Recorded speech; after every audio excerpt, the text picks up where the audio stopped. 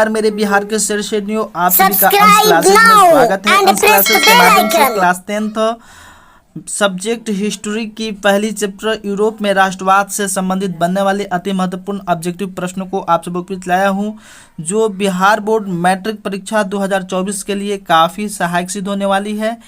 एक बार आप इस वीडियो को देख लेते हैं तो यूरोप में राष्ट्रवाद चैप्टर के अंतर्गत जितनी सारी ऑब्जेक्टिव प्रश्न बनने वाली है उन सभी को आप अपने पकड़ में कर सकते हैं और आगामी बिहार बोर्ड की परीक्षा 2024 में बेहतर स्कोर ला सकते हैं। चलिए वीडियो को शुरू करते हैं। वीडियो को शुरू करने से पहले आप सबों से रिक्वेस्ट है कि आप मेरे चैनल अंश क्लासेस को सब्सक्राइब कर बेल आइकन को प्रेस करें ताकि मेरा लेटेस्ट वीडियो आपके पास आपके बेस्ट स्कोरिंग के लिए पहुंच सके।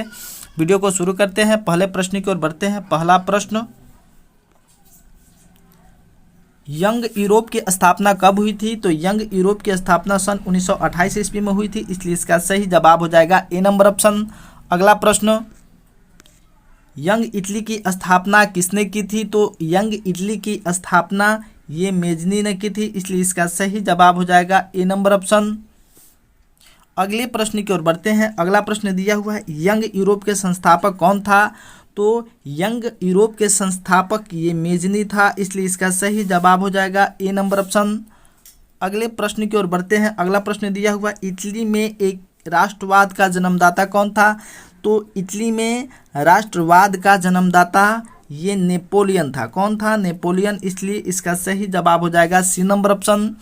अगले प्रश्न की ओर बढ़ते हैं। अगला प्रश्न दिया हुआ, इटली के एकीकरण का मसीहा कौन था?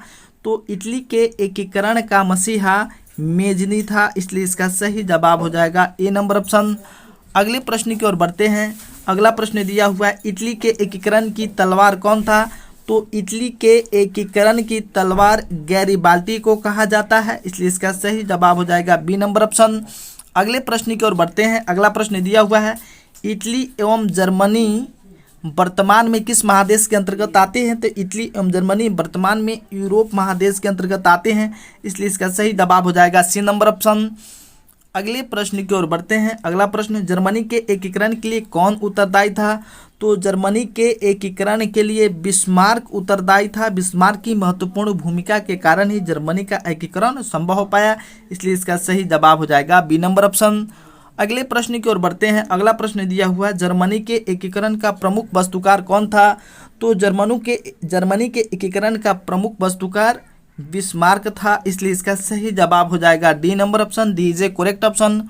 अगले प्रश्न की ओर बढ़ते हैं। अगला प्रश्न दिया हुआ है, इटली एवं जर्मनी के एकीकरण के विरुद्ध कौन सा देश था? तो जर्मनी एवं इटली के एकीकरण के विरुद्ध में ऑस्ट्रिया देश था। ऑस्ट्रिया नहीं चाहता था कि जर्मनी और इटली का एकीकरण हो, इसलिए इसका सही जवाब हो जाएगा सी नंबर ऑप्शन। अगले प्रश्न की ओर बढ़ते हैं। अगला प्रश्न दिया हुआ है, इटली के एकीकरण में निम्न में से किसका संबंध नहीं था? तो इटली के एकीकरण में निम्न में से बिस्मार्क का संबंध नहीं था। बिस्मार्क जर्मनी के एकीकरण से संबंधित है, इटली के एकीकरण से संबंधित नहीं है, इसलिए इसका सही जवाब हो जाएगा ए नंबर ऑप्शन। अगले प्रश्न की ओर बढ़ते हैं। अगला प्रश्न दिया हुआ, फ्रांस की क्रांति का प्रमुख कारण था। तो फ्रांस की क्रांति का प्रमुख कारण क्या था? तो फ्रांस की क्रांति का प्रमुख कारण निम्न ऑप्शन के अनुसार निरंकुश शासन था, इसलिए इसका सही जवाब हो जाएगा बी नंबर ऑप्शन। अगले प्रश्न की ओर बढ़ते हैं। अगला प्रश्न, फ्रांस की क्रांति का अग्रदूत किसे कहा जाता है? तो फ्रांस की क्रांति का अग्रदूत रूसो को कहा जाता है, इसलिए इसका सही जवाब हो जाएगा डी नंबर ऑप्शन। जी हाँ, आपसे रिक्वेस्ट है कि प्लीज़ आप मेरे चैनल पर नए हो तो मेरे चैनल अंश क्लासेस को सब्सक्राइब कर बेल आइकन को प्रेस करें। अगले प्रश्न की ओर बढ़ते हैं। अगला प्रश्न, फ्रांस ने मानव और नागरिक अधिकारों की घोषणा किस सभा में की? तो फ्रांस ने मानव और नागरिक अधिकारों की घोषणा संविधान सभा में की। किसमें की? संविधान सभा में की, इसलिए इसका सही जवाब हो जाएगा बी नंबर ऑप्शन। अगले प्रश्न की ओर बढ़ते हैं। अगला प्रश्न दिया हुआ, फ्रांस में सामंतवाद का अंत कब हुआ? तो फ्रांस में सामंतवाद का अंत हुआ था 4 अगस्त 1789 ईस्वी में, इसलिए इसका सही जवाब हो जाएगा ए नंबर ऑप्शन। अगले प्रश्न की ओर बढ़ते हैं। अगला प्रश्न दिया हुआ है, फ्रांस में किस शासक वंश की पुनर्स्थापना वियना कांग्रेस के द्वारा की गई थी? जी हाँ, ये अति इंपॉर्टेंट प्रश्न है, ये कितनी बार एग्जामों में पूछी हुई है। फ्रांस में किस शासक वंश की पुनर्स्थापना वियना कांग्रेस के द्वारा हुई थी? तो बुर्बो वंश के द्वारा हुई थी, इसलिए इसका सही जवाब हो जाएगा सी नंबर ऑप्शन। अगले प्रश्न की ओर बढ़ते हैं। अगला प्रश्न दिया हुआ है, यूरोपीय सभ्यता का पालना किसे कहा जाता है? तो यूरोपीय सभ्यता का पालना यूनान को कहा जाता है, इसलिए इसका सही जवाब हो जाएगा ए नंबर ऑप्शन। अगले प्रश्न की ओर बढ़ते हैं। अगला प्रश्न दिया हुआ, यूरोप का मरीज किसे कहा जाता है? तो यूरोप का मरीज तुर्की को कहा जाता है, इसलिए इसका सही जवाब हो जाएगा ए नंबर ऑप्शन। अगला प्रश्न, यूरोप वासियों के लिए किस देश का साहित्य एवं ज्ञान विज्ञान प्रेरणा स्रोत रहा? तो यूरोप वासियों के लिए यूनान देश का साहित्य एवं ज्ञान विज्ञान प्रेरणा स्रोत रहा है, इसलिए इसका सही जवाब हो जाएगा बी नंबर ऑप्शन, बी जे करेक्ट ऑप्शन। अगले प्रश्न की ओर बढ़ते हैं। अगला प्रश्न दिया हुआ है, यूरोप में राष्ट्रवाद से प्रभावित होकर किस भारतीय शासक जैकोबिन क्लब की स्थापना की? तो यूरोप में राष्ट्रवाद से प्रभावित होकर भारतीय शासक टीपू सुल्तान किसने किया था? तो ये टीपू सुल्तान ने जैकोबिन क्लब की स्थापना की थी, इसलिए इसका सही जवाब हो जाएगा बी नंबर ऑप्शन। अगले प्रश्न की ओर बढ़ते हैं। अगला प्रश्न दिया हुआ, बिस्मार्क क्या था? बिस्मार्क क्या था? तो बिस्मार्क एक कूटनीतिज्ञ था। क्या था? कूटनीतिज्ञ था, इसलिए इसका सही जवाब हो जाएगा डी नंबर ऑप्शन, दीजिए करेक्ट ऑप्शन। अगले प्रश्न की ओर बढ़ते हैं। अगला प्रश्न दिया हुआ है, बिस्मार्क प्रशा का चांसलर कब नियुक्त हुआ? तो बिस्मार्क प्रशा का चांसलर सन 1862 ईस्वी में नियुक्त हुआ था, इसलिए इसका सही जवाब हो जाएगा बी नंबर ऑप्शन। अगले प्रश्न की ओर बढ़ते हैं। अगला प्रश्न दिया हुआ है, बिस्मार्क किस विद्वान की विचारधारा से प्रभावित था? तो बिस्मार्क ये हिंगेल नामक विद्वान की विद्वता से प्रभावित था, विचारधारा से प्रभावित था, इसलिए इसका सही जवाब हो जाएगा बी नंबर ऑप्शन। अगले प्रश्न की ओर बढ़ते हैं। अगला प्रश्न दिया हुआ है, वियना सम्मेलन कब हुआ था? जी हाँ, वियना सम्मेलन ये सन 1815 ईस्वी में हुआ था, इसलिए इसका सही जवाब हो जाएगा ए नंबर ऑप्शन। अगले प्रश्न की ओर बढ़ते हैं। अगला प्रश्न, वियना सम्मेलन का अध्यक्ष कौन था?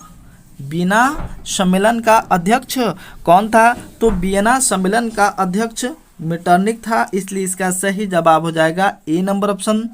अगले प्रश्न की ओर बढ़ते हैं। अगला प्रश्न दिया हुआ है, विलियम प्रथम कहाँ का शासक था? तो विलियम प्रथम ये प्रशा का शासक था। कहाँ का शासक था विलियम प्रथम? तो प्रशा का शासक था, इसलिए इसका सही जवाब हो जाएगा बी नंबर ऑप्शन।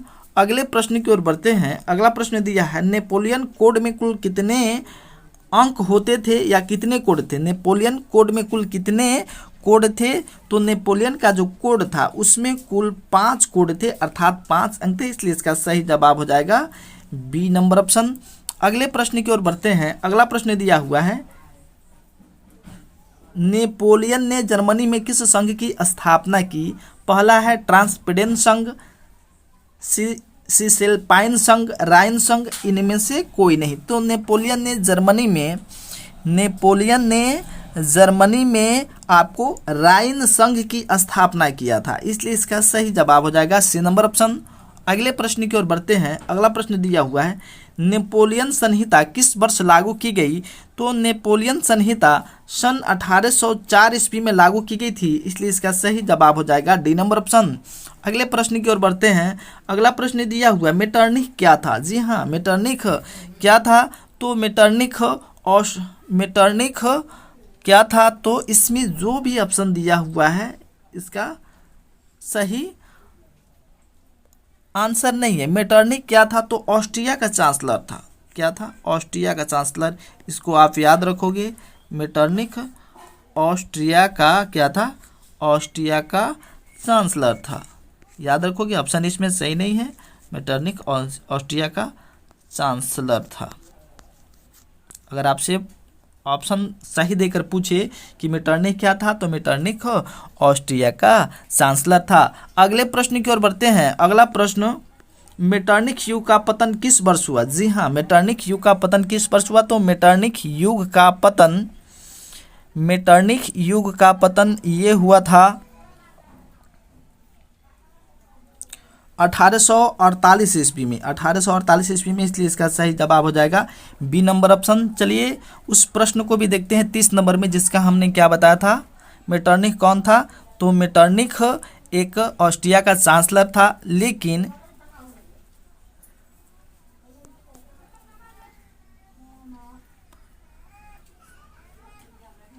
मेटरनिख क्या था, तो मेटरनिख ऑप्शन के अनुसार देखा जाए तो वह घोर प्रतिक्रियावादी था, इसलिए इसका सही जवाब हो सकता है ए नंबर ऑप्शन। अगले प्रश्न की ओर बढ़ते हैं। अगला प्रश्न, मेटरनिख युग का पतन किस वर्ष हुआ था। तो मेटरनिख युग का पतन सन 1848 ईस्वी में हुआ था, इसलिए इसका सही जवाब हो जाएगा बी नंबर ऑप्शन। अगला प्रश्न, मेटरनिख कौन था। तो मेटरनिख ऑस्ट्रेलिया का एक चांसलर था। ऑस्ट्रिया होगा, क्या होगा, ऑस्ट्रिया का एक चांसलर था, ऑस्ट्रिया का चांसलर था। अगले प्रश्न की ओर बढ़ते हैं। अगला प्रश्न दिया हुआ है, सन मेजनी ने 1834 ईस्वी में किस संस्था का गठन किया। मेजनी ने 1834 में किस संस्था का गठन किया था। तो यंग यूरोप, यहाँ पे ऑप्शन दिया हुआ यंग यूरोप की स्थापना किया था, इसलिए इसका सही जवाब हो जाएगा ए नंबर ऑप्शन। अगले प्रश्न की ओर बढ़ते हैं। अगला प्रश्न है, मेजनी का संबंध किस संगठन से था। तो मेजनी का संबंध कार्बोनरी संगठन से था, इसलिए इसका सही जवाब हो जाएगा बी नंबर ऑप्शन। अगले प्रश्न की ओर बढ़ते हैं। अगला प्रश्न दिया हुआ, जालबेरिन एक संस्था थी। तो जालबेरिन एक संस्था थी किनकी। तो व्यापारियों की एक संस्था थी, इसलिए इसका सही जवाब हो जाएगा बी नंबर ऑप्शन। आज की वीडियो में यूरोप में राष्ट्रवाद चैप्टर से इतना ही प्रश्न लेके आया। इसमें जो भी प्रश्न बाकी है उनका अगले वीडियो में संग्रह लेके आप सबों के बीच आऊँगा। चलिए, आप सबों के प्यार दुलार के लिए, वीडियो के अंत तक बने रहने के लिए thank you so very much. मिलते हैं आपसे अगले वीडियो में। So very much.